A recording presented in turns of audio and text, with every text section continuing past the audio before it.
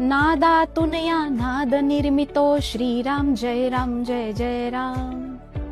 नामस्मरण.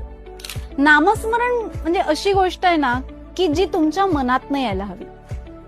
प्रत्येक नाम जे तुम्ही घेता ना ते बघा त्याची महती खूप वेगळी असते. तुम्ही जर एकदा फक्त असं मोठ्याने म्हणताय ओम नमो भगवते वासुदेवाय तर ते एकदाच काउंट झालं.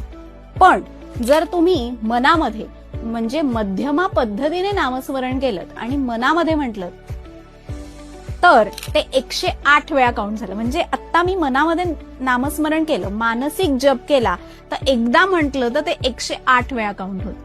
आणि जर पश्चंती पद्धत वापरली तर तुम्ही मनामध्ये जेव्हा नामस्मरण करताय ओम नमो भगवते वासुदेवाय असं मनात म्हणताय आणि त्यावेळी बरोबर तुम्ही डोळ्यासमोर जर ते व्हिज्युअलाइज केलं, इमॅजिन केलं तर 11,466 वेळा ते म्हटलंय अशी नोंद केली जाते.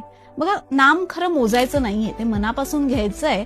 पण या नामस्मरणाच्या वेगवेगळ्या पद्धती आहेत त्या तुम्हाला माहित होत्या का? माहित असतील तर आम्हाला कमेंट्स मधनं नक्की सांगा.